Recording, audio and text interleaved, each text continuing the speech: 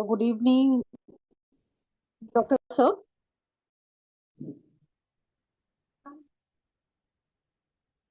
Good evening ma'am. Yes, sir.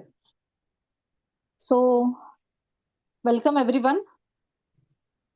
आज हमारे साथ जुड़े हैं एक ऐसे आयुर्वेदाचार्य जिन्होंने अपने विजन, डेडिकेशन और क्लिनिकल एक्सेलेंस के दम पर गांव की छोटी सी ओपीडी से लेकर एक विशाल 22,000 square feet Ayurvedic panchakarma hospital और वेलनेस सेंटर खड़ा किया है। So please welcome doctor Vishal Mohite sir. मैं आप सबसे निवेदन करूंगी कि चैट बॉक्स में उन्हें गुड इवनिंग विश करें, उन्हें वेलकम करें और हम अपना सेशन स्टार्ट करेंगे।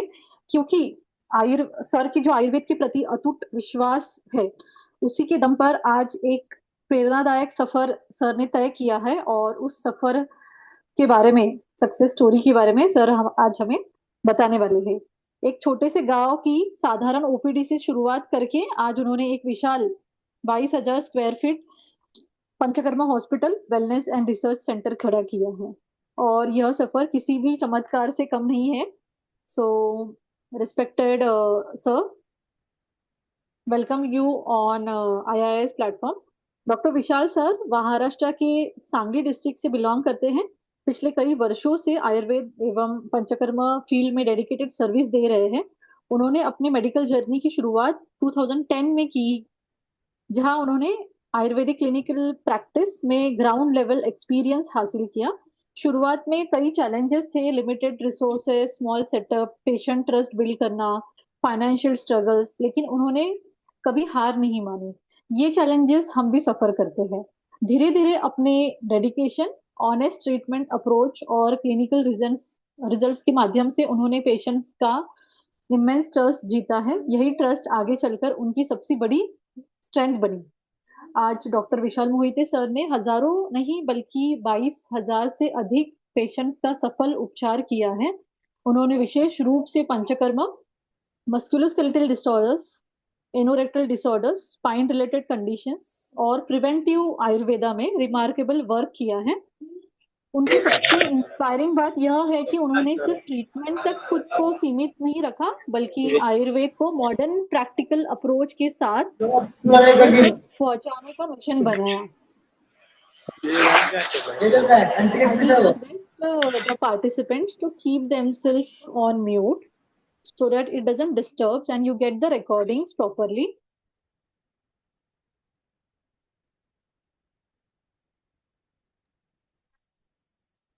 तो उनकी सबसे इंस्पिरेशन की बात यह है कि उन्होंने सिर्फ जो ट्रीटमेंट्स है वो खुद को ट्रीटमेंट तक खुद को सीमित नहीं रखा था, बल्कि आयुर्वेद को मॉडर्न प्रैक्टिकल अप्रोच के साथ लोगों तक उन्होंने पहुंचाने की कोशिश की। उन्होंने यह साबित किया कि अगर विजन क्लियर हो, कंसिस्टेंसी स्ट्रांग हो और सेवा भाव सच्चा हो, तो एक छोटी सी क्लिनिक भी एक बड़े हेल्थ केयर इंस्टीट्यूट में ट्रांसफॉर्म हो सकती है। आज के इस वेबिनार में, आई शुड से विशेष वेबिनार में, डॉक्टर विशाल मोहिते सर हम सभी के साथ शेयर करेंगे कैसे एक छोटे सेटअप से सक्सेसफुल प्रैक्टिस हम कर सकते हैं, कैसे पेशेंट में ट्रस्ट डेवलप किया जा सकता है और प्रैक्टिस ग्रोथ और एक्सपेंशन की रियल स्ट्रेटजीज क्या होनी चाहिए, ओपीडी और आईपीडी मैनेजमेंट के प्रैक्टिकल इंसाइट्स क्या होनी चाहिए, देन फाइनेंशियल, क्लिनिकल और मैनेजमेंट चैलेंजेस को कैसे हैंडल करें, ब्रांडिंग, टीम बिल्डिंग और हॉस्पिटल एक्सपांशन का प्रैक्टिकल रोड मैप क्या होना चाहिए, real failures, struggles, success stories, इन पूरी जर्नी के पीछे क्या है, वो सर हमें शेयर करने वाले हैं आज के इस आरएएस के माध्यम से, प्लेटफॉर्म के माध्यम से। क्योंकि देखिए, हम सब कुछ जानते हैं, ट्रीटमेंट जानते नहीं है ऐसा नहीं है, हम ट्रीट पेशेंट को कैसे ट्रीट करना है हम सभी जन जानते हैं, लेकिन उसके बाद सब कुछ डेवलप होता है। फॉर एग्जाम्पल, ट्रस्ट डेवलप करना पेशेंट में, है ना, खुद को प्रेजेंट करना, या एक्सपांशन की ओर कैसे जाना है ना, अलग अलग चैलेंजेस कैसे फेस करने हैं, उसको कैसे हैंडल करना है, यही तो इम्पोर्टेंट चीज है जो हम फेस कर रहे हैं।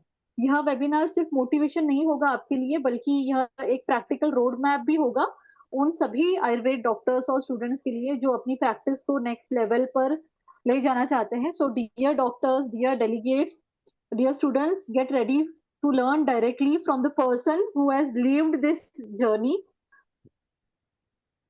faced all the struggles, built success from the ground level, and transformed his vision into reality. So please join with us, and let's welcome Dr. our speaker, our mentor, Dr. Vishal Mohite sir. पुन्हा एकदा नमस्कार sir. We'll start the lecture. Thank you, madam.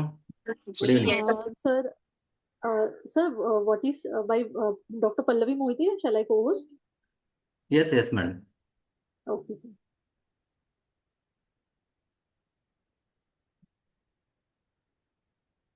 So you can share your screen.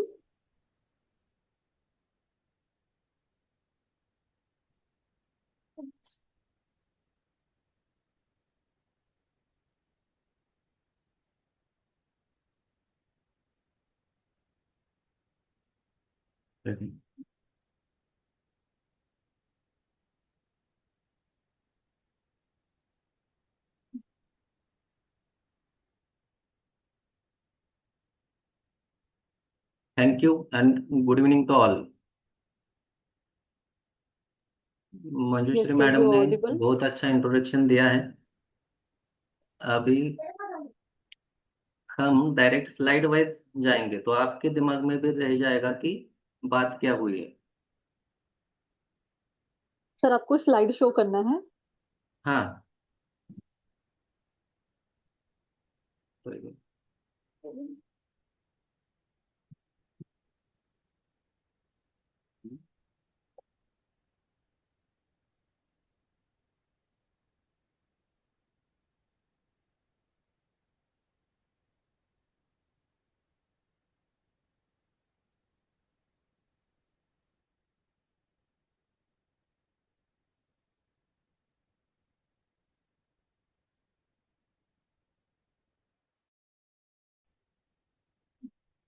चला start. Screen दिख रहा है सबको? Sir screen दिख रही है आप.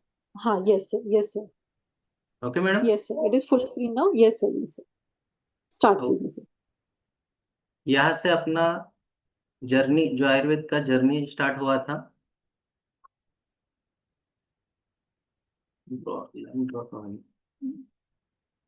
उसके बारे में हम आज डिस्कशन करेंगे. तो जो डिस्कशन होगा उसमें जो आज तक मैं जीता आया हूँ आयुर्वेद को, मैं आपके सामने प्रेजेंट करने की पूरी कोशिश करूंगा. पहले तो ये विशाल आयुर्वेद पर मोहिते आयुर्वेदिक हॉस्पिटल के नाम से मैंने 13 साल पहले स्टार्ट किया था.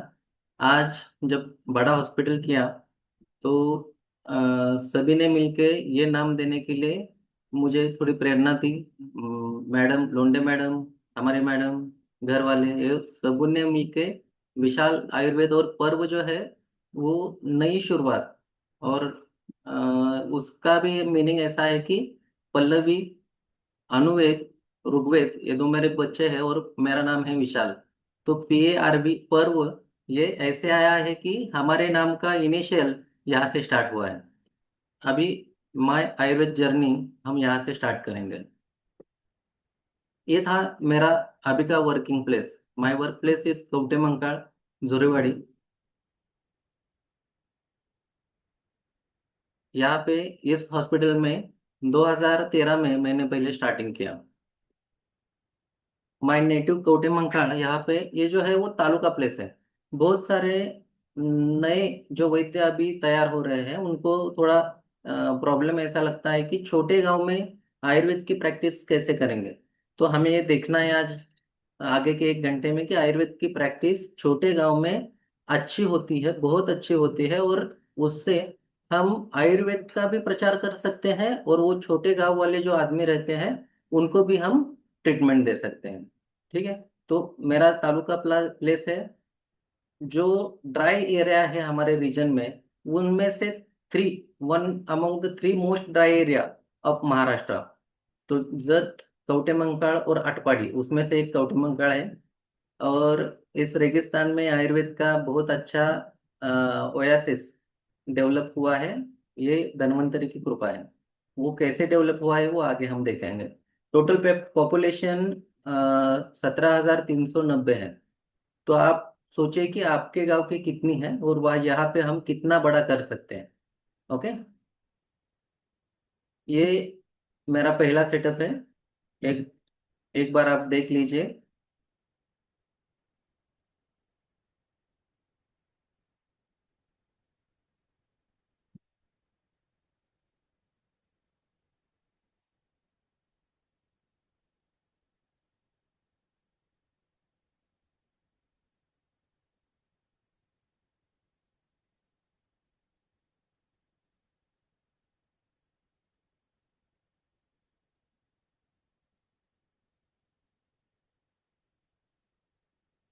ये था मेरा पहला सेटअप।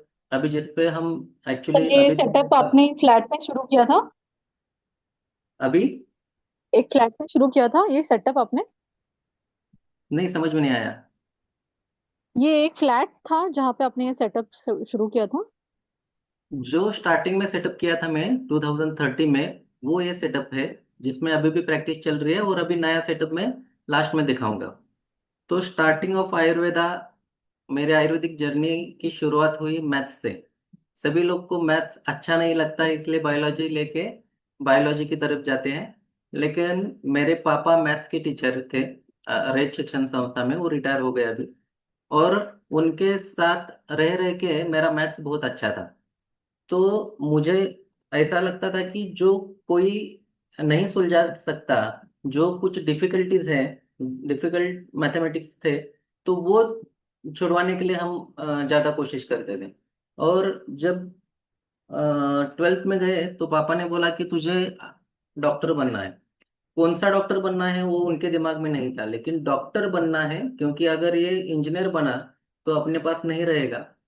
और दूसरी बात ऐसी थी उनके दिमाग में कि इंजीनियर बन के पैसा कमा सकता है, लेकिन जो अपनी नज़दीक के जो रिलेटिव्स है, अपने जान पहचान वाले हैं, गांव के लोग हैं, उनको उसका कुछ फायदा नहीं होने वाला।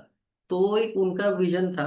वो उसके लिए मैं अभी प्रैक्टिस कर रहा हूँ। तो पापा ने बोला था कि डॉक्टर बनना है, कौन सा बनना है वो मुझे भी नहीं पता था, उनको नहीं पता था। मेरा भी फेवरेट सब्जेक्ट था मैथ्स। लेकिन 12वीं में हम लातूर पैटर्न बहुत डेवलप था उस टाइम पे, 2003 में। तो बायोलॉजी का पढ़ाई इतनी की कि बायोलॉजी में 90 मार्क्स मिले, लेकिन मैथ्स में पढ़ाई बिना किए 87 मार्क्स मिले थे। तो फिर भी बायो बायो लेके उधर जाना है वो फिक्स था, पापा ने बोला था। और यहाँ से आयुर्वेद की जर्नी स्टार्ट हो गई। यूजी का एडमिशन जेएमसी तेरदाल, कर्नाटक में। मेरा ग्रामीण आयुर्वेदिक मेडिकल कॉलेज तेरदाल, वहाँ पे पहले बीएमएस हुआ। उसकी भी एक अच्छी स्टोरी है। जिस दिन हम वहाँ पे गए थे, सिर्फ कॉलेज देखने के लिए गए थे। मेरे साथ नाफड़े सर बोल के पापा के कलीग थे, और उनका लड़का जो मेरा क्लासमेट था अभिजीत नाफड़े। तो वो एडमिशन लेने के लिए जाने वाले थे और मैं देखने के लिए जाने वाला था। क्योंकि 12वीं कक्षा के बाद हर एक को लगता है कि मेरा कुछ अलग कॉलेज होना चाहिए, बाइक रहना चाहिए, जब पिक्चर में दिखाते हैं वैसा थोड़ा कॉलेज होना चाहिए, ऐसा मैंने सोचा था। और तेरदाल का कॉलेज आपने किसी ने देखा है तो बहुत अच्छा है, लेकिन बहुत ही रूरल रूरल प्लेस में था। वहां पे जाने के बाद मेरे मन में नहीं था कि एडमिशन करना है। लेकिन पापा की तब तबीयत ठीक नहीं थी। अ, उनको तब वात रक्त का तकलीफ थी। तो उस टाइम पे एडमिशन ले लिया। और आयुर्वेद की जर्नी सिर्फ कॉलेज देखने के लिए गया था, वहां से एडमिशन लेके हम रिटर्न आ गए। फर्स्ट ईयर में जब आए तो पदार्थ विज्ञान और संस्कृत, ये दो सब्जेक्ट ऐसे थे मेरे लिए कि मैथ्स तो नहीं, मैथ्स तो चला गया, और ये दो ऐसे आ गए कि उसमें रट्टा मारना है। और मुझे तो सिर्फ कुछ भी दे दो सुलझाने के लिए, वो नीचे सुलझाते जाना है मेरे हिसाब से। ये अपने हिसाब से कुछ नहीं था वहां पे। वहां पे हिसाब ऑलरेडी अपने आचार्य ने लगा के रखा था, उसको हमें रट्टा मारना था या समझ के लेना था। तो पदार्थ विज्ञान और संस्कृत और बाकी जो हाँ बोला। बाकी जो कुछ वहां पे पढ़ने के लिए स्टार्ट हो गया, उससे मेरे बाल खड़े हो गए। रात रात भर मैं अकेले में रोता था कि मैथ्स नहीं है, मैथ्स नहीं है। इसका बहुत ज्यादा दुख हुआ मुझे पहले साल। पहला फर्स्ट ईयर निकल गया, सेकंड ईयर में रोग निदान में अवताड़े सर बोल के एक हमारे टीचर थे। तो वो निदान बहुत अच्छा पढ़ाते थे, और उनकी वजह से मुझे पढ़ने का इंटरेस्ट आ गया। और उसमें निदान में ऐसा था कि ये खाने से ये होता है, तो वो क्लियर था किसकी फोन वजह से करून क्या एकदा होता विचार है, ना काय चाललंय तर. किसके वजह से क्या होता है, क्या होने वाला है, वो क्रिस्टल क्लियर था। यहाँ पे मेरा मैथ्स फिर से आ गया। 2+2=4 जैसे होता है, वैसे निदान अगर आपको समझ में आए तो आगे का डिसीज और निदान परिवर्जन, ये दोनों चीजें समझ में आती है। वो मुझे वहां पे पता चला। अवतार सर जब मैं क्लास में नहीं था तो वो क्वेश्चन पूछते थे, उसका मैं आंसर देने के लिए पहले से पढ़ के आता था। एक दिन मैं छुट्टी लेके गांव आया था, और उस दिन उन्होंने पूछा कि आपके क्लास का जीनियस कहाँ पे है। तो वो जो जीनियस था, पार्ले जी वाला जी, तो वो एक वर्ड था जिसने मेरे लाइफ का ट्रैक चेंज किया। वहां से मेरे दिमाग में आया कि अरे ये कुछ तो समझते हैं मुझे। और आयुर्वेद में पढ़ के बाहर निकल के कुछ तो अलग करने का सोच रहा था। वहां पे आयुर्वेद के प्रति प्रेम पहली बार निर्माण हुआ। उसके लिए मेरे जीवन में आयुर्वेद आने में सबसे बड़ा महत्वपूर्ण योगदान डॉक्टर अवतारे सर का है। थर्ड ईयर में बहुत अच्छी बात थी कि थर्ड ईयर पास आउट होने से पहले एग्जाम के लिए हम जा रहे थे, तो एक चौधरी सर बोल के हमें काय चिकित्सा के टीचर थे। उन्होंने लास्ट ईयर जब उनका लास्ट का क्लास था, तब पूछा था कि आप में से कितने कितने लोग आयुर्वेद प्रैक्टिस करेंगे, वो हाथ ऊपर उठाओ। तो शायद मेरे हिसाब से मैं, सौरभ घानेकर, रोहित खोलकुंबे, और एक दो तीन मेरे क्लासमेट थे, और लड़कियों में से एक तीन चार लड़कियां थी जिन्होंने हाथ ऊपर उठाया था कि हम आयुर्वेदिक प्रैक्टिस करेंगे। तो ये इतना हंसे थे। वो जब हंसे तब भी दिमाग में आ गई कि नहीं, आयुर्वेद करना ही है। मतलब सेकेंड ईयर में पता चला कि आयुर्वेद बहुत अच्छा है, और थर्ड ईयर में पता चला कि आयुर्वेद ही करना है। ये किसी को नहीं जमता है, इसकी तरफ जाते नहीं, एमडी करने के बाद भी करते नहीं, तो ये हमें करना है। बस यहाँ फिक्स हो गया कि आयुर्वेद की प्रैक्टिस करना है। आयुर्वेद प्रैक्टिस का प्रथम परिचय, आयुर्वेद करना है ये तय हो गया। लेकिन वो करने के लिए कोई तो गुरु चाहिए, ये बाद में जब पता चला। तो वो गुरु हमें ढूंढने के लिए परेशान था। पूना में आके उधर रहना और वहां पे प्रैक्टिस करना, ये थोड़े मेरे लिए दिक्कत की बात थी। तो मेरे एक सीनियर थे डॉक्टर महेश ढाने सर, उन्होंने एक दिन फोन किया और मुझे बोला कि बारामती में डॉक्टर यशवंत भगत, वैद्य यशवंत भगत सर है, और वो बहुत अच्छा पढ़ाते हैं, अगर तू आएगा तो हम दोनों मिलके जाएंगे। मैं पहले ही कॉलेज में रह के इतना थक गया था कि मुझे बाहर नहीं जाना था। लेकिन जब ढाने सर का फोन आया, तो 2 दिन के बाद मैंने डिसाइड किया कि जाएंगे उधर। तो हम बारामती गए, भगत सर से मिले, और उनसे मिलने के बाद ये तय हुआ कि नहीं, इधर ही रुकेंगे। क्योंकि वो वैद्य थे ही, लेकिन उसके साथ वो हमारे पहले अच्छे दोस्त बन गए। और उसके बाद वो हमारे बड़े भाई जैसे थे, जो हमें कान पकड़ के सब कुछ सिखाते थे। वहां पे पहली बार आयुर्वेद का प्रैक्टिस कैसे होता है उसका परिचय हुआ, और तब पता चला कि आयुर्वेद की ताकत क्या है। सबसे बड़ी और दुविधा की बात हमारे लिए ये है कि आयुर्वेदिक कॉलेज में मरीज नहीं मिलते, पेशेंट नहीं मिलते, रुग्ण परीक्षा हमें करने के लिए नहीं मिलती, और हम देखते नहीं इसलिए हम उसको समझते नहीं। अगर आप पेशेंट देखोगे, पेशेंट ठीक हुए, ये आपके सामने होगा, तो आप आयुर्वेद के प्रति अपने आप ही श्रद्धा निर्माण होगी, उसके प्रति प्यार निर्माण होगा, प्रेम निर्माण होगा। एक मिनट।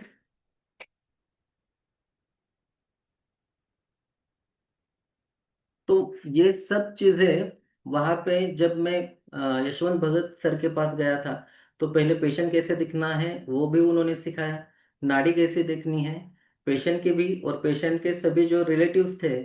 आज भी सर कभी भी अब मैं फोन करता हूँ तो तू था तब ये पेशेंट आया था, उसके ये और इसके उसके उसके, मतलब वो इतना रिलेशन बताते हैं, आज भी वो इतना अटैच है पेशेंट के साथ। मेरा थोड़ा नाम भूल जाता है इसलिए मैं पेशेंट तक ही सीमित रहता हूँ।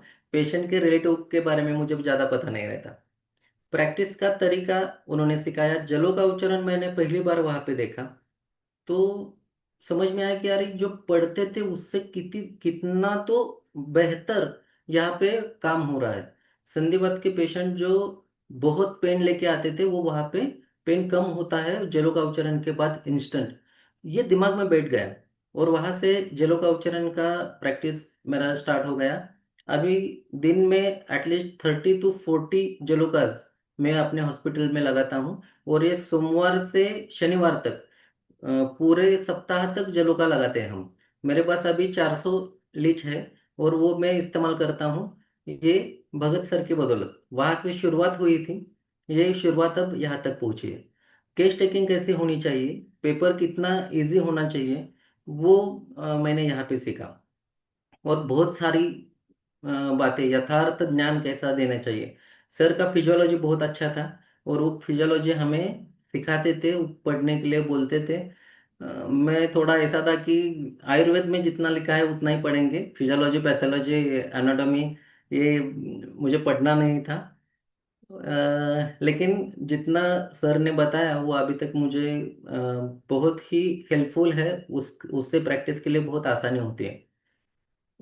प्रिया मैडम, उनकी जो मैडम थी, वो इनफर्टिलिटी के लिए ट्रीटमेंट और उत्तर बस्ती उस टाइम पे करती थी।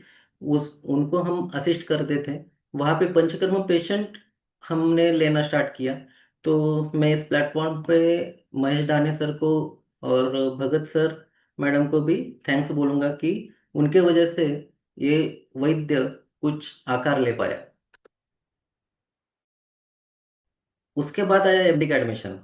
तो पापा ने उस टाइम पे घर का काम चल रहा था। तो वो बोल रहे थे कि छोटा बनाएंगे छोटा बनाएंगे, पापा मैथ्स के टीचर है तो सभी कैलकुलेटेड रहता है। तो उन्होंने कैलकुलेशन किया था कि गलती से भी तुझे एडमिशन एमडी के लिए लेना पड़े तो मेरे पास पैसे नहीं बचेंगे।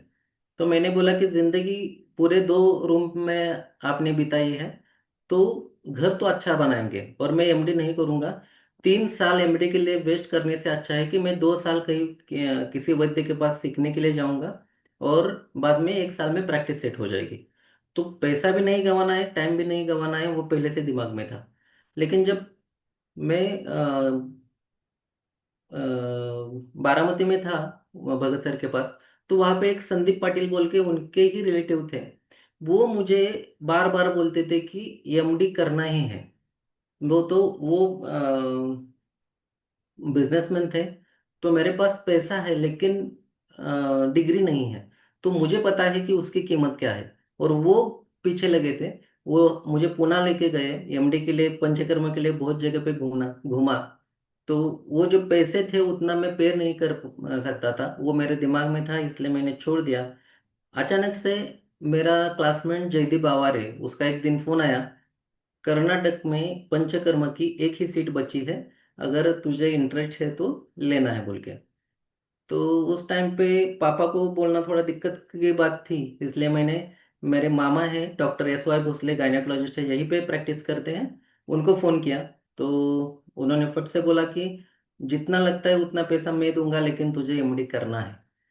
तो ये मैं क्यों बता रहा हूँ आपको कि कोई भी खड़ा होता है, ये जब दिखता है आपको टॉप की 22,000 का हॉस्पिटल बना है, तो वो ऐसे ही नहीं बना, इसके पीछे हर कोई है और उनके वजह से बना है। तो आपके हर एक वैद्यों के पीछे कोई ना कुछ कोई रहता है, आपको उनका सपोर्ट लेना है। अभी जब आप स्थिर हो जाओगे, आप स्थावर हो जाओगे, तो आप उनको बाद में उस सपोर्ट सपोर्ट के बदले रिस्पेक्ट करो और आपकी भावना उनके लिए अच्छी रखो।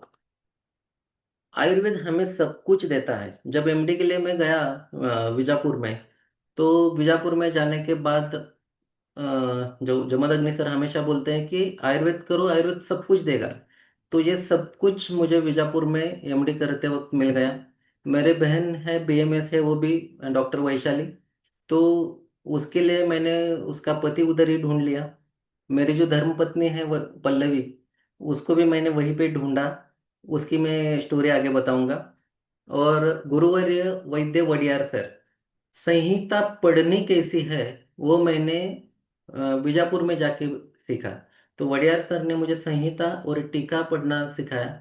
वो उनके पास शायद मैं पहला शिष्य था कि 1.5 महीने में मैं उनके ओपीडी में चला गया था। बाकी लोगों को ओपीडी में जाने के लिए शायद 2 साल लगते हैं। तो सर ने बहुत अच्छा पढ़ाया मुझे। उसके बाद एमडी कंप्लीट हुआ और वैद्य धर्म का प्रारंभ एमडी के सेकंड ईयर में ही मैंने प्रैक्टिस चालू किया था, क्योंकि पेशेंट देखने नहीं मिल रहे थे। ये एक दिमाग को सता रहा था हमेशा कि अगर मुझे पेशेंट देखना है तो बाहर के हॉस्पिटल में जाना है। बाहर के हॉस्पिटल में जाएंगे तो वहाँ पे एलोपैथी सीखना पड़ेगा। मुझे एलोपैथी करना ही नहीं था, इसके बारे में मैं फिक्स था मेरे दिमाग में। तो उसी टाइम पे बीजापुर में जो मेरा दोस्त है वैद्य सचिन पवार, उसकी मुलाकात हुई। उसके साथ इतनी बात होती थी मेरी। डोकोमो का रिचार्ज था, डोकोमो का कार्ड था उस टाइम पे। तो वो फ्री था। वो शाम को हम 2 या 3 घंटे बात करते थे सिर्फ आयुर्वेद की। कि जब मैं खाना खाने के लिए जाता हूँ, घूमने के लिए जाता हूँ, कहीं पे भी मुझे आयुर्वेद का बड़ा हॉस्पिटल नहीं दिखता था। और वो दिमाग में बैठ गया कि आयुर्वेद का बड़ा हॉस्पिटल होना चाहिए। जब तक बड़ा हॉस्पिटल नहीं होगा तब तक आपके पास लोग आएंगे नहीं, आपके ऊपर भरोसा करेंगे नहीं। तो वो दिमाग में बैठ गया था, वो बातें चलती रहती थी। बातें करते करते मुझे समझ में आया कि ये सचिन, वैद्य सचिन जी है, वो विजिट करते थे बेंगलोर से बेलगाम के लिए, बेलगांव के लिए। तो दिमाग में आया कि यार ये इतना दूर से करते हैं तो मुझे भी कुछ करना चाहिए। इसलिए मैंने पहले सांगोला में विजिट विजिट स्टार्ट की। मेरे चाचा थे, मैं उनको अन्ना बोलता था। उन्होंने वहाँ पे मुझे विजिट करने के लिए पूरा योगदान दिया। उसके बाद सेकंड विजिट मैंने स्टार्ट की कवठे मंकाड़ में, इन पार्वती हॉस्पिटल, मेरे मामा का ही हॉस्पिटल है वहाँ पे। विजिट स्टार्ट किया। वो रविवार संडे के दिन प्रैक्टिस नहीं करते थे, तो वहाँ पे मैं आके पेशेंट देखता था। थर्ड विजिट स्टार्ट हुई सांगली।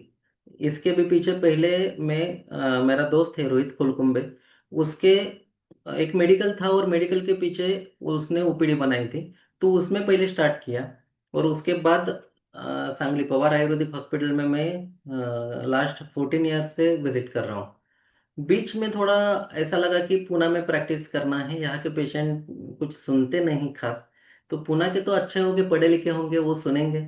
तो मेरा थोड़ा सुनाने के लिए मैं पुणे आया था। पुणे आने के बाद मुझे पता चला कि वो सुनने वालों में से नहीं है, सुनाने वालों में से है।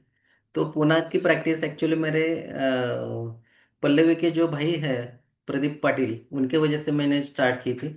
वहाँ पे 35 से लेके लास्ट जब ओपीडी मैंने बंद की, कोविड के बाद ओपीडी बंद की थी वहाँ पे, तो वहाँ पे 60 या 65 लास्ट पेशेंट हुए थे। मुझे ये बताने के लिए बहुत खुशी है कि यहाँ से पुणे जाके एक दिन में 60 पेशेंट में देख के आता था। और ये सब होता था मेरा जो प्रदीप पाटिल है उसके दोस्त, उनके पास से आने वाले पेशेंट, और मेरे जो रिलेटिव थे वो रिलेटिव। आपको ये समझना है कि आपके पास पहले जो आएंगे वो आपके रिलेटिव आएंगे। आपके पास वो आएंगे तो आपको उनको ट्रीटमेंट ऐसा ऐसा ट्रीट करना है कि वो बाद में आपके पास आते रहे, पेशेंट भेजते रहे। तो रिजल्ट ही बोलेगा, लेकिन वो रिजल्ट दिखाने के लिए कोई तो आना चाहिए। वो पहले आपके रिलेटिव रहते हैं। उसके बाद हॉस्पिटल कंस्ट्रक्शन का काम चालू किया। मैंने जैसे पहले बोला था, मेरे पापा मैथ्स के टीचर हैं। तो उन्होंने कैलकुलेशन किया और इतना बड़ा इन्वेस्टमेंट करने करने का जब हम सोच रहे थे, तभी जो रिलेटिव है वो बोलते थे कि कवटे मंकाड़ में आयुर्वेदिक प्रैक्टिस कौन आएगा, कैसे चलेगी। तो पहले सोच लो कि कितना इन्वेस्ट करने वाले हो।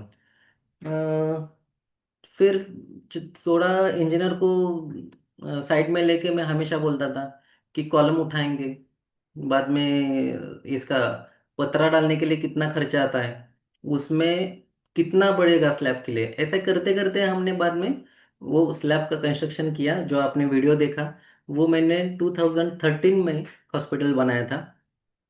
जब मैं सांगली विजिट करता था रोहित के ओपीडी में, वहाँ पे एक अपॉर्चुनिटी ऐसे आई कि एक वैद्य ने अ, राम मंदिर में एक बड़ा सा 800-900 स्क्वायर फीट का सेटअप बनाया था, और वहाँ पे आयुर्वेद पंचकर्म का एमडी डॉक्टर वहाँ पे उनको चाहिए था।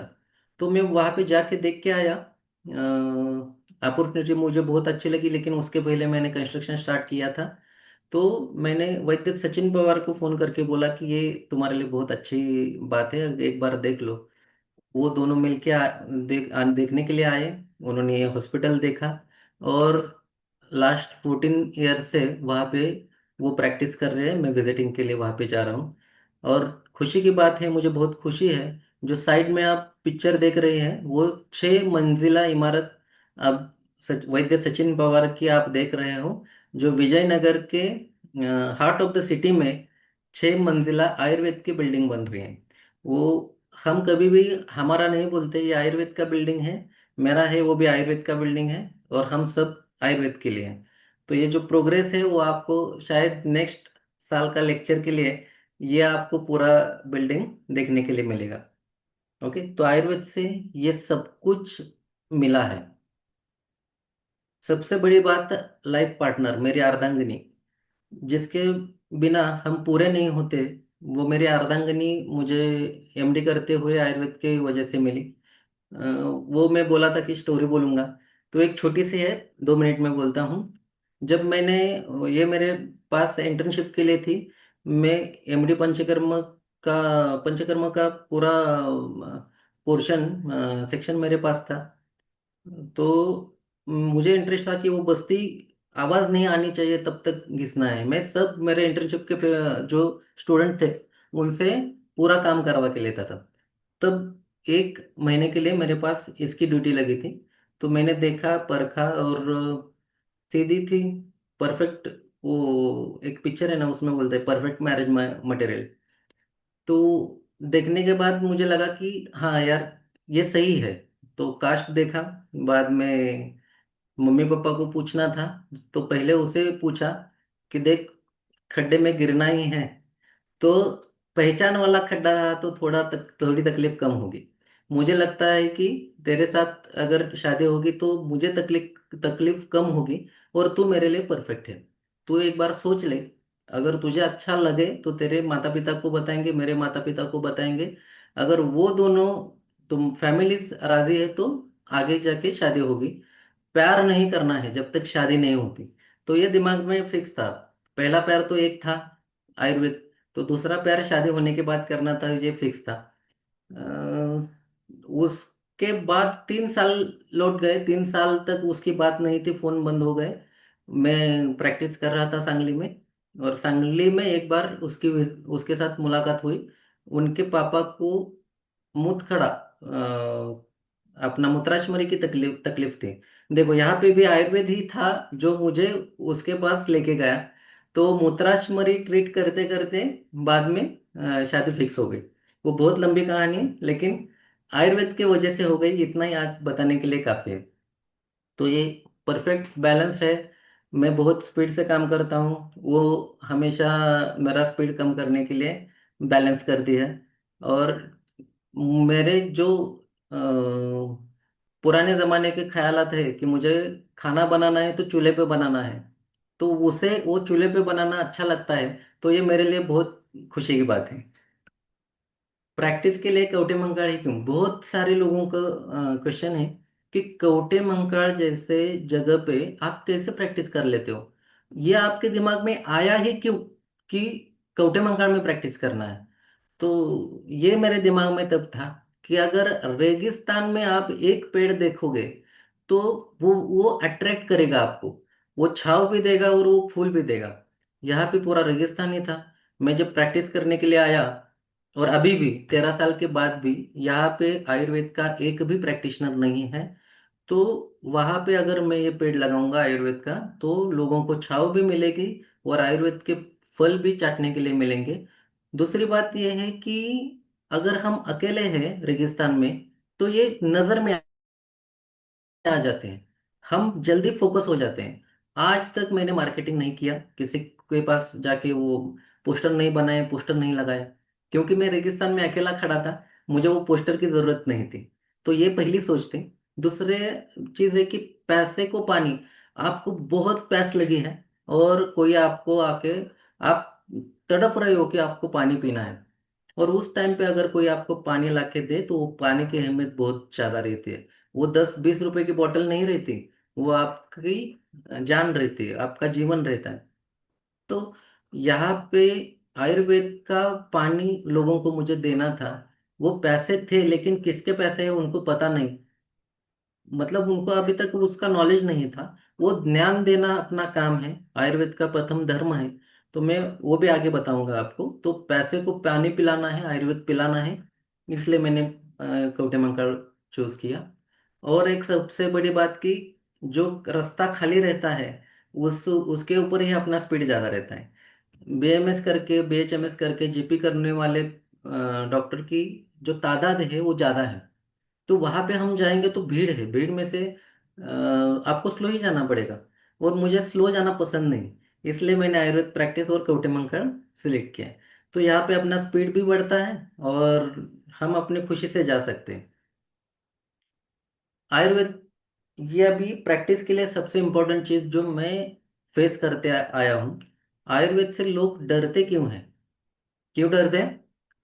आप अगर आयुर्वेद प्रैक्टिस करते हो तो आपको भी पता होगा क्यों डरते हैं आयुर्वेद से।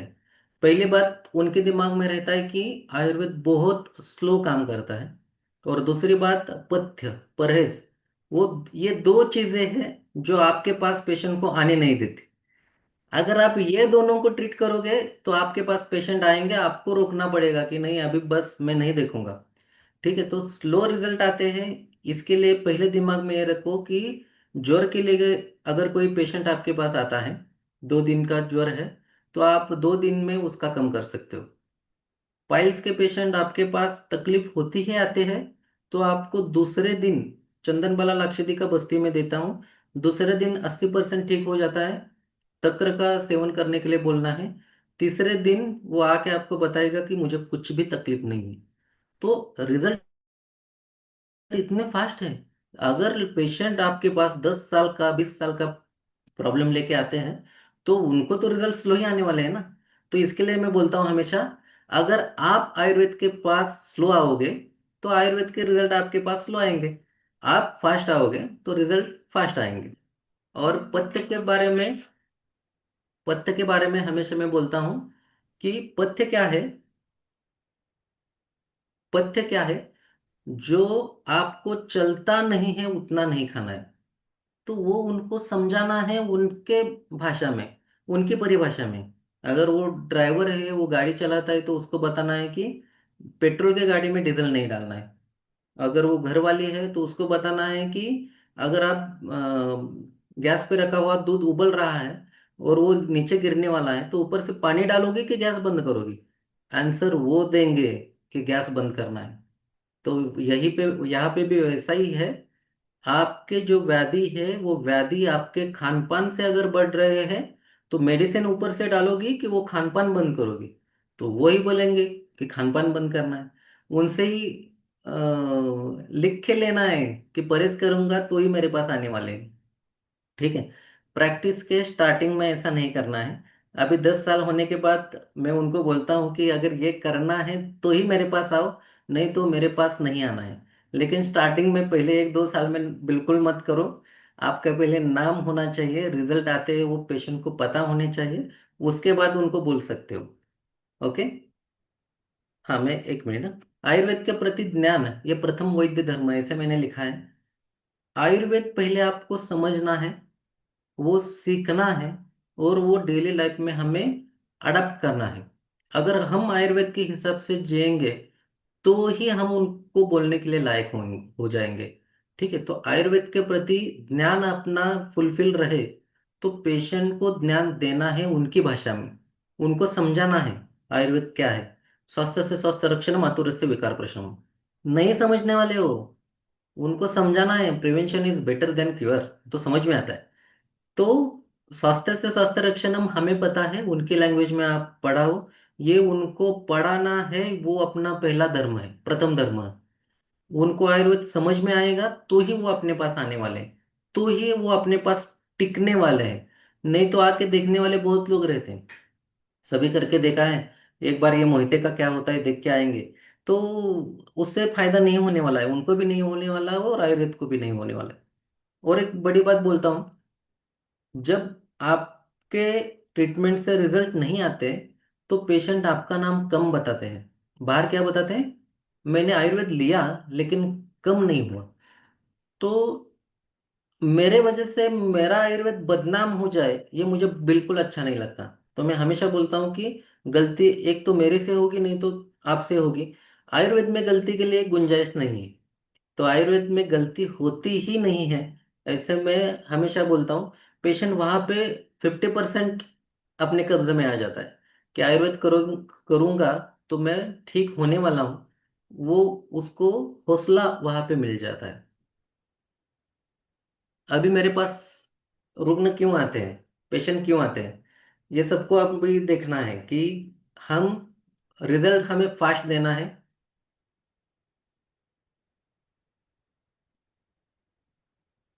इंस्टेंट आयुर्वेद, मतलब मैंने मेरे फाइल के ऊपर डाला है इंस्टेंट आयुर्वेद, और मेरी टैगलाइन है, इथे आयुर्वेद फास्ट काम कर दो। यहाँ पे आयुर्वेद फास्ट काम करता है, मतलब बाकी जगह पे नहीं करता है क्या, वो मुझे पता नहीं, लेकिन मेरे हॉस्पिटल में तो फास्ट काम करता है। ये हौसला आप सभी के मन में रहना चाहिए कि मेरे पास हॉस्पिटल, मेरे पास आयुर्वेद फास्ट काम करता है। पेशेंट को बोलना है, तभी फास्ट करेगा जब वो पहले पथ्य और प्रॉपर मेडिकेशन लेगा। जरूरत पड़ने पे पंचकर्म, ओपीडी बेसिस पे पंचकर्म, ये सबसे बड़ी ट्रीटमेंट में करने वाली, जीत लाने वाली चीज है। मतलब आपको अनुवासन बस्ती करना है, आपको नस्य करना है, आपको गंडूश, धावन, योनि धावन, योनि धूपन, अगर फंगल इन्फेक्शन के पेशेंट है तो वहां पे भी वो धावन करना है। नॉन हीलिंग वुंड में भी धावन करना है। ये ओपीडी बेसिस पे आप प्रैक्टिस करना स्टार्ट कर दोगे तो प्रैक्टिस बढ़ेगी, रिजल्ट बहुत अच्छे आते हैं। पैसा कितना लेना है वो हर एक का अपना अपना सुझाव है। मैं हमेशा सोचता हूँ कि पैसा अगर हम कम लेंगे, मुझे जितना मिलने वाला है उतना ही मिलने वाला है। अगर मुझे 10,000 मिलने वाले हैं तो मैं 2,500 लूंगा तो 5 ही पेशेंट देखूंगा।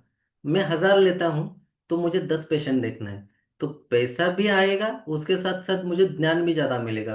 पेशेंट हमारे हाथ से बहुत ज्यादा जाने चाहिए, तभी हम बात करने के लिए और आयुर्वेद के बारे बारे में बोलने के लिए थोड़े दृढ़ हो जाएंगे। ओके। तो आपको भी आज से दिमाग में, और फाइल है तो फाइल में लिखना है कि मेरे पास इथे आयुर्वेद फास्ट काम कर दो। और उसके लिए फास्ट क्या क्या करता है वो आपको ढूंढना है, लेकिन उसमें से पहला अग्निकर्म, विद्यकर्म, जलों का, अनुवासन बस्ती, जो छोटे छोटे पंचकर्म हैं वो हमें करने हैं। पेशेंट को फास्ट रिलीफ देना है। 1.5 महीने में अगर रिजल्ट नहीं दे पा रहे हो तो डेफिनेटली पेशेंट गलत है, नहीं तो मैं गलत हूँ, तो मैं आगे पेशेंट रेफर करता हूँ। लेकिन यहाँ पे भी एक नियम है, पेशेंट आयुर्वेद से आयुर्वेद में ही जाना चाहिए। आयुर्वेद से एलोपैथी में मैं रेफर नहीं करता हूँ। ग्रेट भेट, तो आयुर्वेद से बहुत कुछ चीजें मिली। वैसे ही एक, जब मैं हॉस्पिटल, इतना बड़ा हॉस्पिटल बनाना है उसके लिए मैं घूम रहा था 3 साल, मैंने पहले सभी हॉस्पिटल देखे हैं। उसमें से एक हॉस्पिटल की विजिट हुई थी, निर्विकार हॉस्पिटल। तब वैद्य रवि माने, वैद्य सचिन पवार, वैद्य ओम प्रसाद जगताप, वैद्य गजेंद्र पवार, ये सभी मिलके हम उनके पास गए थे। तो उन्होंने उस टाइम पहले बार पुणे में ऐसा, ऐसे वैद्य मिले जो पूरा कागज एक एक करके निकाल निकाल के ढूंढ ढूंढ के दे रहे थे कि ये आपके फाइल में होना चाहिए, आपके प्रैक्टिस का तरीका ये होना चाहिए और ये आपको करना है। उन्होंने फाइल बना के, बंच बना के हमारे हाथ में दिया। जो पेपर कम थे वो बुला बुला के उसमें डाल के पेपर दिए थे। तो ऐसे लेजेंड फैमिली से मेरी मुलाकात हुई, लोंडे मैडम और सर। वो बाद में कवटे मंकाल आ गए। यहाँ पे आने के बाद मैंने एक मीटिंग रखी थी, ये सभी हॉस्पिटल उन्होंने देखा और बोले कि एडमिशन नहीं करते हो। तो मैं बोला सर यहाँ पे थोड़े पेशेंट नहीं रहते, उनका मानसिकता नहीं है कि वो एडमिट हो जाए आयुर्वेद में। वो बोले आप गलत बोल रहे हो। तो मैं हमेशा हंस के बोलता हूँ कि उस टाइम पे मुझे ऐसा लगा कि यहाँ पे बुला के उनको खिला के वही मुझे मेरे पास आके मेरे ही हॉस्पिटल में मुझे ही बोल रहे कि गलत बात कर रहे हो। लेकिन उनकी बात सही थी। उन्होंने उस टाइम बोला कि आप सर्विस देने के लिए तैयार नहीं हो, इसलिए पेशेंट आपके पास आके एडमिट नहीं होते। आप सर्विस देना स्टार्ट करो तो आपके पास पेशेंट आने वाले हैं। तो सेकंड मीटिंग जब कवठेमंकाल में ये हो गई, उसके बाद मुझे बोलने में बहुत गर्व है कि 6 महीने के अंदर मेरा हॉस्पिटल रजिस्टर हो गया। उसके बाद 5 एडेड रजिस्ट्रेशन हो गया। उसके बाद फर्स्ट इंश्योरेंस क्लेम भी सेटल हो गया। तो अगर हम ठान ले तो कुछ भी कर सकते हैं, लेकिन ठान लेने के लिए कोई ना कोई तो हमारा कान पकड़ने वाला आता है। वो कान पकड़ के जाता है, लेकिन हम सुनते नहीं हैं तो हमारी प्रगति नहीं होती। जो जो लोग आपके कान पकड़ते हैं वो लिख के रखो, और वो वहां पे आपको चेंजेस करने हैं आपके लिए। ठीक है, तो 6 महीने के अंदर हॉस्पिटल सभी 5 bed registration with one insurance settle. तो लास्ट 2 साल में 37 इंश्योरेंस क्लेम सेटल हुए हैं। उसमें से 5 रिजेक्शन है। उसमें से पहला जब रिजेक्शन हुआ तो थोड़ा बुरा लगा कि अरे यार पेशेंट का नुकसान हो गया। उसका क्लेम था वो, मेरे पेपर में लिखने में थोड़ी गड़बड़ी होने की वजह से वो क्लेम रिजेक्शन हुआ था। तो उस टाइम पे भी मैंने सारिका लोंडे मैडम को फोन किया। उन्होंने बहुत प्यार से समझाया कि ऐसा होता है, आपको ये करना है, लेकिन ये नहीं हुआ, लेकिन आपके पहले 5 या 6 हो गए हैं, तो ये बहुत पॉजिटिव है। हमारे भी रिजेक्ट होते हैं, तो आपको सिर्फ करना है। तो वहां से स्टार्ट हो गया। और फेल्योर अपयश ही बहुत कुछ सिखाता है। उसमें से सीख ये मिली कि हमें ये करते रहना है। बाद में ये स्वप्न पूर्ति, ये जो आप पिक्चर देख रहे हो वो अभी खड़ा है। मतलब अभी इसका कंस्ट्रक्शन पूरा हुआ है। लास्ट इस मंथ में 35 पेशेंट एडमिशन हो गया है। 10, 7, 5 ऐसे 35 पेशेंट का एडमिशन इस हॉस्पिटल में भी हो गया है। ओपीडी का काम सिर्फ चल रहा है और ओटी का काम बचा था। तो ये जो मेरा स्वप्न था, मेरा मेरी कामना थी कि बहुत बड़ा आयुर्वेदिक का हॉस्पिटल बनाना है। आयुर्वेद का हॉस्पिटल बड़ा होने से पेशेंट अट्रैक्ट होंगे ही, लेकिन उसके साथ आयुर्वेद की तरफ देखने का जो जो उनका नजरिया है, वो नजरिया मुझे चेंज करना है। आयुर्वेद का मतलब एक दो रूम में कुछ देते हैं, जड़ी बूटियाँ बूटियाँ कूट के उधर ही कुछ ना कुछ तो करते हैं और आयुर्वेद का प्रैक्टिस हो गया। ये जो ख्यालात है यहाँ पे, वो मुझे चेंज करने हैं। और इसके लिए मैंने ये इतना बड़ा हॉस्पिटल खड़ा किया है। 22,000 स्क्वायर फीट का टोटल कंस्ट्रक्शन है, बिल्टअप एरिया है। उसमें गर्भ संस्कार वेलनेस सेंटर ये अलग से किया है। और इलनेस के लिए 8 पंचकर्म के स्पेशल रूम है, शिरोधारा का स्पेशल रूम है, सूट रूम है। जो कुछ चाहिए 5 स्टार, वो सब कुछ इसमें बनाया है। और इसके रचयिता जो हमारे प्रसाद गायकवाड़ सर बोल के है, पुणे से ही है। तो ऐसा था, ये कंस्ट्रक्शन स्टार्ट होने के बाद मैडम बोले कि बहुत दिक्कतें आती है। तो कंस्ट्रक्शन स्टार्ट होने के बाद ऐसे ही एक बहुत बड़ा प्रॉब्लम आ गया। वो प्रॉब्लम ऐसा था कि स्टील डिजाइन बहुत हेवी आ गया। तो उस टाइम पे जो आर्किटेक्ट मेरे साथ काम कर रहे थे, उनको मैंने स्टॉप किया, रुकवाया। और लेना किससे, लेकिन कोई ना कोई तो चाहिए। उस टाइम पे मैंने गायकवाड़ सर को फ़ोन किया कि सर ऐसा ऐसा प्रॉब्लम हुआ है, और अपना हॉस्पिटल के काम के लिए आपका, actually sir is an interior designer, लेकिन उन्होंने कंस्ट्रक्शन से, सिविल वर्क से उन्होंने मेरे हॉस्पिटल में पार्टिसिपेट हुए। वहाँ से हमारा जर्नी स्टार्ट हुआ। और एक ही फ़ोन के बाद उन्होंने अपना हाथ में जो कुछ काम था वो छोड़ के, उन्हें अर्जेंसी पता चली वो सिविल इंजीनियर के पास गए, बाद में स्टील डिजाइनर के पास गए, और एक हफ्ते के अंदर उन्होंने स्टील डिजाइन रेडी करके दे दिया। तो मैं इस प्लेटफॉर्म पे मेरे दोस्त, आयुर्वेद रचयिता, हर कोई वैद्य उनको विश्वकर्मा बोलता है, गायकवाड़ सर, इनको मैं तहे दिल से शुक्रिया और थैंक्स बोलना चाहता हूँ। उन्होंने बहुत अच्छा और सुंदर सजाया है मेरे हॉस्पिटल को। जो पेशेंट एडमिट थे, उनका रिप्लाई ऐसा था कि हम घूमने के लिए आए हैं ऐसा लगता है।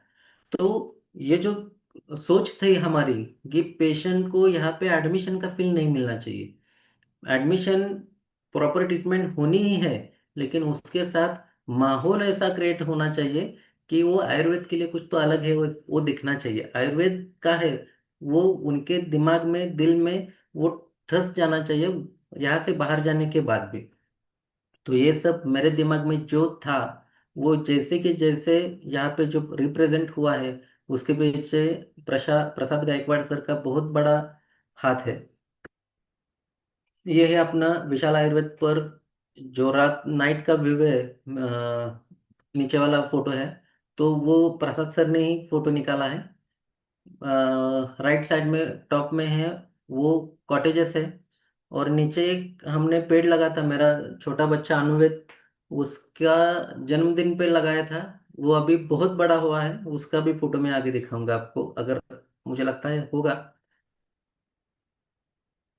अब एक बहुत ही अहम बात कि प्रैक्टिस में क्या करना है। तो ये सब कुछ हम जब करते हैं, तो दिमाग में क्या रहना चाहिए, कितना पैसा कमाना है, दिन का कलेक्शन कितना होना चाहिए, या महीने का कलेक्शन कितना होना चाहिए, तो वो सेकेंडरी है। प्राइमरी अपने आयुर्वेद में बोल के रखा है कि धर्म करो। धर्म अगर प्रॉपर आप फॉलो करोगे, तो धर्म के साथ साथ अर्थ आने ही वाला है। तो हम सभी का, जो आयुर्वेदिक प्रैक्टिस करते हैं, उनका एक ही धर्म है, वैद्य धर्म। तो हम सब एक धर्म से जुड़े हैं, वैद्य धर्म से। अगर वो धर्म हम प्रॉपरली फॉलो करेंगे, तो आगे का जो अर्थ, काम और मोक्ष है, वो हमारे पास आने से कोई नहीं रोक सकता। और मैं उसके लिए ठाम हूँ, मैं फिक्स हूँ, मेरे दिमाग में वो चीज़ ऐसे बैठी है अभी कि मुझे अपना वैद्य धर्म फॉलो करना ही है। तो वैद्य का धर्म है, पहले पेशेंट की तकलीफ को समझो। वो जो बोलता है सही गलत समझने में आपको आना चाहिए। नाड़ी जिह्वा ये परीक्षा आपको करना ही है, उसके साथ साथ उसके मन, उसका कौटुंबिक जो परिस्थिति है, उसका भी आपको परीक्षा करनी है। और वो परीक्षा करने के बाद आपको फिक्स करना है। एक उदाहरण बताता हूँ, अगर कोई पेशेंट बहुत ही गरीब है, और वो आपके 200 रुपए की फी भी नहीं पे कर सकता है, तो आपको ट्रीट करना है कि नहीं करना है? तो डेफिनेटली आपको उसको ट्रीट करना है। लेकिन विद्य कर्म, जिस जगह पे हमें जलों का उच्चारण लगाने हैं, उस जगह पे विद्य कर्म करके देख लो, रिजल्ट आते हैं। तो आपका खर्चा भी, आपका नुकसान न करते हुए हम उनकी सेवा कर सकते हैं। और जो सीयूटी कहाँ कहाँ से आता है, वो सेपरेट बंडल निकाल कर रख दो। सीयूटी हमारे संसार के लिए, अपने डेली ड्यूटीज के लिए यूज नहीं करना है। ये दिमाग में रख दो। मैं 13 साल से जो कुछ है वो मैंने वैसे ही सीयूटी रखा है, पहले नहीं लेता था। तो पेशेंट को ही सीयूटी माइनस करो बोलता था मैं। तो उनके फोन आते थे कि नहीं कर सकते, वहां पे झगड़ा होता है। तो वो पाकिट में उनको ही वापस करता था। बाद में ऐसा किया कि जो सच में गरीब है उनके लिए यूज करता हूँ। तो अगर ये धर्म आप फॉलो करोगे, तो अर्थ आपके पास आएगा ही आएगा। अर्थ का अर्थ क्या है? अर्थ का अर्थ दिमाग में सोच लो सभी। सभी लोगों को अर्थ बोले तो पैसा लगता है। अभी मैंने बांधकाम किया है, पैसे के साथ साथ मेरे साथ बहुत आदमी खड़े हुए। मेरे जो साइट इंजीनियर है, सागर जिरगे, उन्होंने आज तक एक भी रुपीस फी नहीं ली। उनको एक 10 लाख तो फी देना जरूरी है, वो फीस नहीं ली। क्योंकि कोविड में उनके घर में जाके मैंने मेडिसिन दी थी, और मैं शाम को 5:30 बजे के बाद ओपीडी नहीं देखता हूँ। तो 5:30 के बाद अगर ओपीडी देखनी है, तो आपकी डेड बॉडी की कीमत 450 करोड़ है। उतना मुझे दोगे तो मैं पेशेंट देखूंगा, ऐसे मैं बोलता हूँ। तो उनके पास कभी मैं रात में मेडिसिन जाके दे के आया हूँ, मुझे पता नहीं, लेकिन वो बोलते हैं उतना फीस देने के लिए 450 करोड़ मेरे पास नहीं है। तो ये मेरी फीस समझ समझ लो, ये आयुर्वेद की वजह से। तो ऐसी बहुत सारी चीजें होती गई जिससे 30 to 40% मेरा कॉस्ट कटिंग हुआ है।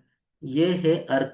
यहाँ पे सिर्फ पैसा नहीं, तो पैसे के साथ बहुत सारे अ, जो लोग हैं जुड़ते गए आयुर्वेद के साथ, मेरे साथ, और आयुर्वेद के लिए खड़े रहे, वो सभी अर्थ में आते हैं। काम, मेरा जो काम है, मेरी जो कामना थी कि आयुर्वेद का बड़ा हॉस्पिटल बनाना, वो कामना पूरी करने के लिए मेरा धर्म ही अ, उसके पीछे खड़ा है। धर्म के वजह से अर्थ, अर्थ के वजह से मेरी ये कामना अभी पूर्ण होने जा रही है। और मोक्ष, मुझे पता नहीं, लेकिन मैं हमेशा बोलता हूँ कि इसके बाद ये आखिरी लाइफ होनी चाहिए, मुझे मोक्ष चाहिए। तो आयुर्वेद के प्रति आपकी निष्ठा चाहिए, प्रेम चाहिए, श्रद्धा चाहिए। निष्ठा का मतलब, मेरे जो एक गुरु है डॉक्टर बिंदुसार पलंगे बोल के, सांगली में बहुत अच्छा प्रैक्टिस है उनका। तो उन्होंने निष्ठा, मैं श्रद्धा बोलता था हमेशा कि आयुर्वेद के प्रति श्रद्धा रखो, लेकिन उन्होंने बोला कि नहीं, आपकी निष्ठा होनी चाहिए, आयुर्वेद के प्रति प्रेम भी रहना चाहिए और श्रद्धा भी रहनी चाहिए, और ये दोनों जिसके साथ आता है उसको बोलते हैं निष्ठा। तो आपको आयुर्वेद के प्रति अगर निष्ठा रहे तो धर्मार्थ काम और मोक्ष तक हम पहुंचने वाले हैं, ये फिक्स है। तो अभी लास्ट स्लाइड है। मुझे आयुर्वेद से क्या क्या मिला। तो आयुर्वेद ने मुझे मेरी पहचान दी।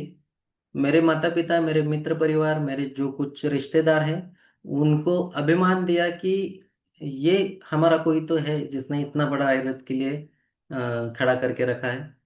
बहुत अच्छे वैद्य जुड़ गए, जिनके साथ मिलना भी मुश्किल है, वो सभी वैद्यगण मेरे साथ जुड़ गए। उनके साथ मैंने बहुत टाइम गवाया, उनके पास से बहुत कुछ सीखने के लिए मिला। उसमें से वैद्य नीलेश लोंढे सर और फैमिली, तो ये मेरी फैमिली बन गई। Patan Harish Patankar sir, doctor Gajendra Pawar sir, और बहुत सारे वैद्य हैं जो जुड़ गए। राहुल रेवले सर है, सभी लोग। तो ये सभी लोगों से बहुत कुछ सीखने के लिए मिला। ये नया आयुर्वेद का परिवार मिल गया। जहाँ पे हम पैदा होते हैं वो एक परिवार है, और जहाँ पे हम अभी कर्म करते हैं, जो अभी वैद्य धर्म है, वो वैद्य धर्म के वजह से मुझे एक नया परिवार मिल गया। 20,000 से भी ज्यादा पेशेंट को देखने का मुझे मौका मिला उनके वजह से। अभी पेशेंट अंदर आते ही मुझे पता चलता है कि इसका डायग्नोसिस क्या होगा। तो ये पेशेंट ज्यादा देखने की वजह से तो ये मौका मिला। और सबसे बड़ी बात कि आज इस प्लेटफॉर्म पे मुझे बोलने की संधि मिली। तो मैं सभी का थैंक्स बोलना चाहता हूँ। ये एक एरियल व्यू है, और ये जो बना है उसका मैं आपको वीडियो दिखाने वाला हूँ। ये कंस्ट्रक्शन चालू था तब का है, और ये अभी फिनिशिंग।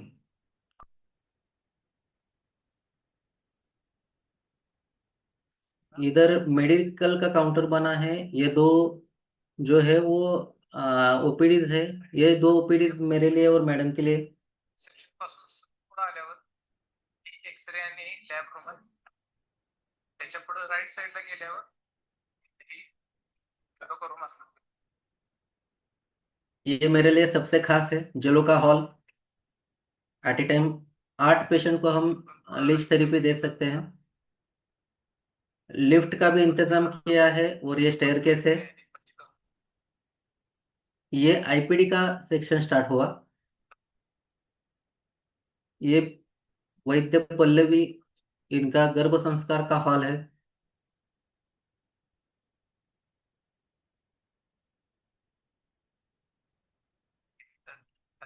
यहाँ पे ओपीडी के लिए कंस्ट्रक्शन किया है। बीच में ओपन कोर्टयार्ड वैसे ही रखा है ऊपर तक। नीचे 4 पंचकर्म के रूम है, और ऊपर 4 पंचकर्म के रूम है।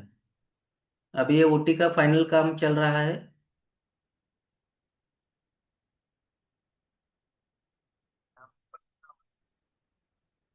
ये पुराने जमाने का जैसे दरवाजा था वैसे बनाया है गायकवाड़ सर ने। और रूफिंग स्लोपिंग किया है, वो पूरा वीडियो नहीं किया उन्होंने। ये हाईवे है।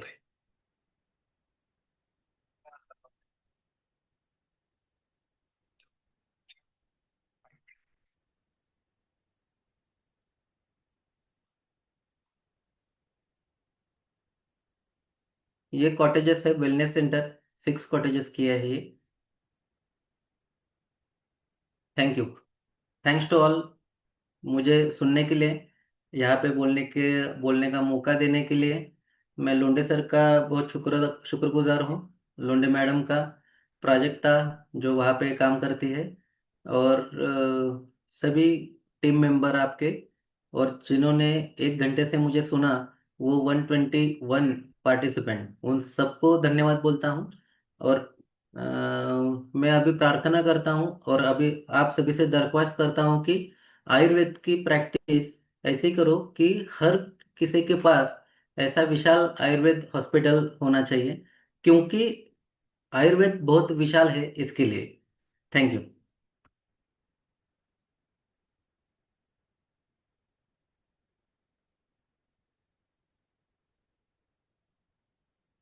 अगर किसी को कुछ पूछना है तो पूछ लो।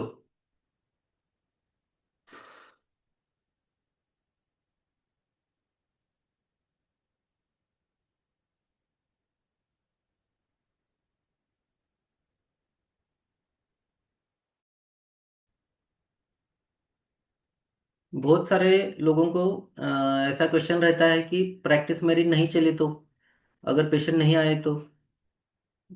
तब आपके आजू बाजू में कोई पुराने आयुर्वेदिक प्रैक्टिशनर रहते हैं जो सिर्फ ढाल का मेडिसिन देते हैं, मतलब पेट साफ होने का, उल्टी का दवा देते हैं, सिर्फ सर्पदंश का देते हैं, नागिन विसर्प का देते हैं।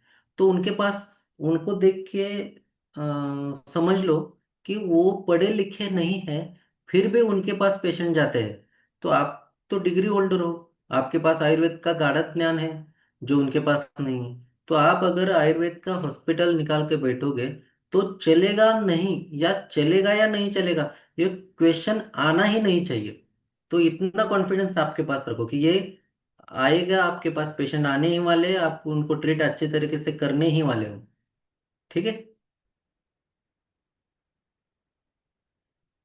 संडे मेरा ओपीडी नहीं रहता है। संडे छुट्टी लेता हूँ मैं मेरा ओपीडी का टाइमिंग 10:30 से 5:30 ऐसा है। मतलब जैसे टीचर लोग प्रैक्टिस करते हैं वैसे मैं प्रैक्टिस करता हूँ, पढ़ाते हैं वैसा। तो उसके पीछे का और एक ये है कि जो ये मैं बोलता हूँ कि एक चेम्बर है जिससे जिनको आयुर्वेद के प्रति निष्ठा है, आयुर्वेद ही मेडिसिन लेने हैं, वही आने वाले हैं। आप कब भी बैठो और कभी भी वो लोग आते हैं आपके पास, तो ऐसा नहीं होना चाहिए। ओके, और किसी को कुछ प्रॉब्लम है, कुछ क्वेश्चन है तो पूछ लीजिए।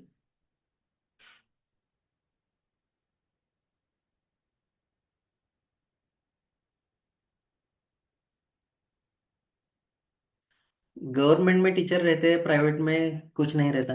प्राइवेट में देखो, अभी मैं उनके लिए भी बोलता हूँ कि मैं प्राइवेट में बीएमएस किया हूँ, प्राइवेट कॉलेज में ही मैंने एमडी पास आउट किया है। आप बाहर निकलने के बाद आप सोच क्या रखते हो उसके ऊपर डिपेंड करता है कि हम कैसे हैं।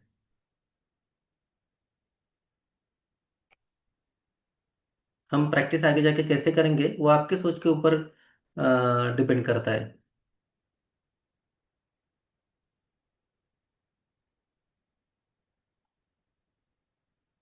ओपीडी टू आईपीडी कैसे शिफ्ट किया है, एक क्वेश्चन आया है।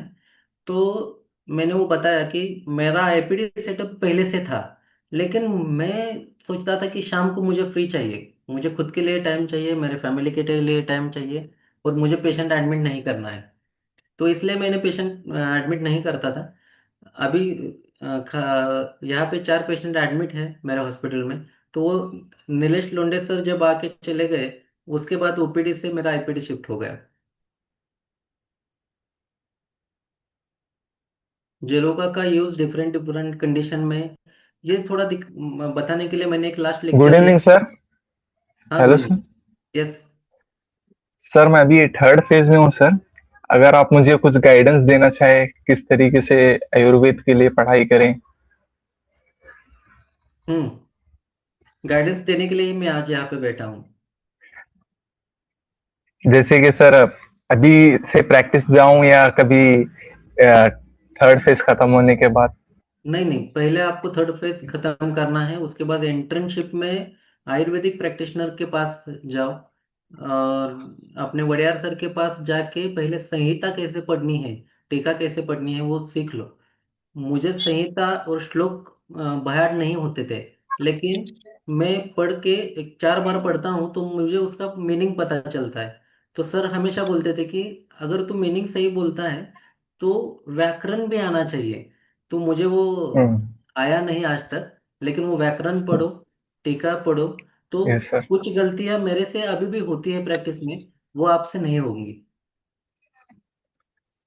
सर यहाँ जहाँ पे प्रैक्टिस होती है वहाँ पे आयुर्वेद प्लस एलोपैथी दोनों यूज करते हैं सर। क्या आप भी ऐसा ही करते हैं? नहीं बिल्कुल नहीं। मैं उसको हमारे यहाँ मराठी में बोलते हैं कि शिवता शिवत, मैं वैसा शिवता शिवत नहीं करता हूँ। ओके, मैं आयुर्वेद का ही खाली प्रैक्टिस करता हूँ। आयुर्वेद का एक भी दवाई मेरे हॉस्पिटल में नहीं है, खाली निमेसुलाइड पैरासीटामोल, ये छोड़ के। जहाँ पे बहुत पेन होते हैं वहाँ पे सिर्फ निमेक पैरा यूज करता हूँ। वो छोड़ के बाकी एलोपैथी की एक भी दवा मेरे हॉस्पिटल में आपको देखने के लिए नहीं मिलेगी। Thank you sir. Most welcome. मेरा नया हॉस्पिटल का कंस्ट्रक्शन शुरू है, ओपीडी प्लस आईपीडी, बस हमेशा रहेगा आशीर्वाद। नाम सर। प्रणाम। सर क्या आपके यहाँ सर कभी सीखने का मौका मिल सकता है क्या सर? कभी भी आ जाओ, मैं हमेशा तैयार हूँ। चैट बॉक्स में सर एक सर बार आप किसी ने सर पूछा आपका भी एक बार है। लेक्चर पहले भी सुना था, तो आप जलोका उच्चारण के लिए विशेष आपने बताया था कि आप जलोका से बहुत प्यार करते हैं। बहुत मुझे अच्छा लगा उस दिन सर कि कैसे मतलब अभी तो हमने सर सुना ही आयुर्वेद में, मेरे यहाँ मैं वेस्ट में हूँ, ये यूपी में सर। तो यहाँ पे कोई आयुर्वेद बड़े ओके। अच्छा कहीं प्रैक्टिस में कोई है ही नहीं सर। इधर कुछ सीखने के लिए नहीं है सर। साउथ वगैरह में या महाराष्ट्र में सर मिलता है, या इधर नहीं है हमारे पास कहीं आसपास तो में। मैंने पहले बोला ना, रेगिस्तान में हो तो अच्छा है आपके लिए, जी आप खुद बन जाओ, बहुत अच्छा जी। काम होगा वहाँ पे। अभी हिम्स हिम्स जो है, आचार्य मनीष जो है ना, उन्होंने सेंटर्स खोले हैं अपने। लेकिन सर ओके। उनके यहाँ वो अच्छा मतलब एक तरह से उनका स्वभाव दूसरी तरीके का है सर, वो है ना, वो पूरा मतलब एक तरह से आयुर्वेद उनका वो पैसा कमाने का सिर्फ है उनका अर्थ अर्थ से मतलब है उन लोगों को। नहीं अभी क्या है, पैसा कमाने दो, लेकिन उनसे एक बात तो ऐसी हुई है कि आयुर्वेद बहुत लोगों के पास चला गया। जी आपको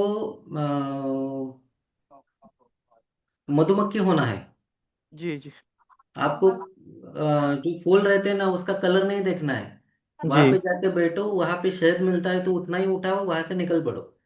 जी हर एक के पास जाके कुछ ना कुछ तो अच्छा रहता है, उतना आपको लेना है। जी ठीक है, तो उनके पास से क्या अच्छा ले सकते हैं, तो मार्केटिंग ले सकते हैं। जी जी जी सही कहा आपने। तो मार्केटिंग उनसे सीख लो। जी ठीक है, तो वहां पे आप बहुत अच्छा कर सकते हो, कभी भी आओ। मैं हमेशा जो मुझे आता है वो मैं आपको देने के लिए तैयार हूँ। सर आपके यहाँ आपके पास आने के लिए, क्योंकि सर मैं देखिए आयुर्वेद में फील्ड में हूँ, प्रैक्टिस कर रहा हूँ, लेकिन एक तरह से थियोरिटिकल मेरी अच्छी नॉलेज नहीं है। तो क्या सर आपके यहाँ आने के लिए पहले मुझे क्या ज्ञान अर्जित कर लेना चाहिए तब मैं आपके पास आऊँ? आपका डिग्री कंप्लीट है ना? जी सर। आ जाओ। बीएमएस कंप्लीट है। जी बेसिक आता है तो मैं सिखाऊंगा बाकी। जी। मतलब एक ठीक। पढ़ाई के लिए मैं पूछना चाह रहा था, मैं क्या तैयारी थोड़ा सा अच्छा रहेगा ना सर सीखने में अष्टांग आपसे फिर। अष्टांग हृदय के सूत्र स्थान जो है वो कंप्लीट आपको ओ- आना जी चाहिए। वो ओके। बेसिक है। वो अगर जी सर। समझ में आ जाए तो उसके बाद निदान एक बार पढ़ लो तो बस है। जी ओके ट्रीटमेंट ओके अपने सर। आप समझ में आ जाएगी। ओके और सर। एक है thank you allopathy. Sir. Welcome. Allopathy छोड़कर 1.5 साल से प्रैक्टिस कर रहा हूँ, और जी मेडिसिन कौन से कंपनी के यूज़ करूँ, ये किसी ने क्वेश्चन पूछा है। तो क्या है, आपके पास कोई आयुर्वेदिक डॉक्टर है जिनकी खुद की फार्मेसी है, तो उनको आप प्रेफर करो, तो वो आपको अच्छा ही मेडिसिन देंगे। मार्केटिंग करके जो क्लासिकल मेडिसिन सभी यूज करो, कौन से भी कंपनी के यूज करो।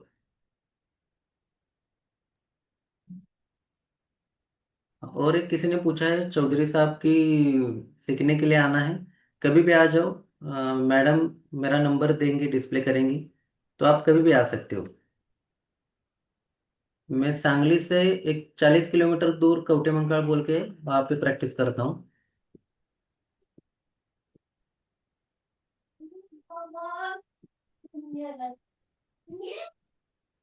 Thank you. और किसी को कुछ पूछना है?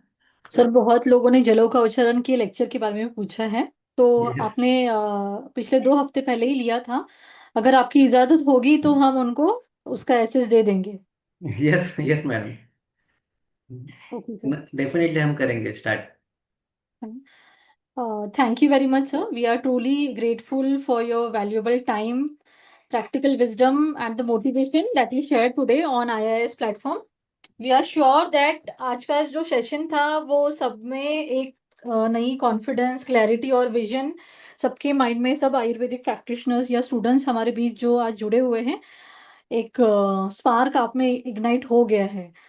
हम आईआईएस परिवार की ओर से आपका हार्दिक आभार व्यक्त करते हैं सर, और आपके उज्जवल कार्यों के लिए शुभकामनाएं भी देते हैं आपको। Thank you very much sir. Thank you madam. Good night. Thank you good sir. Night, good night thank everyone. You. Recording आपको इसकी मिलने वाली है, कल मिलेंगी। Okay, okay madam.